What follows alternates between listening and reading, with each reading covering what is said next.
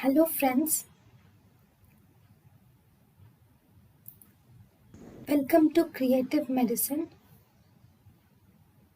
In this lecture, we will learn about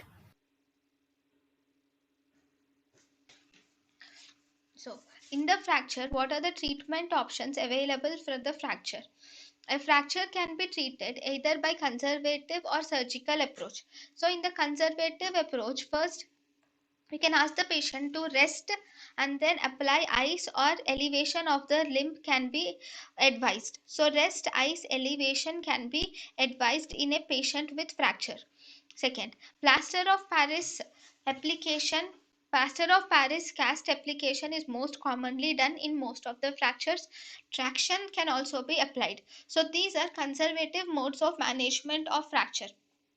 In surgical mode of management, manipulation can be done with the help of K wires or open reduction with internal fixation or intramedullary nail fixation or some external fixatives like monolateral fixations or ring fixations or orthoplasty with hemiorthoplasty or total joint orthoplasty. So all of this can be done by if there is any fracture. Any of these can be done for a fracture treatment.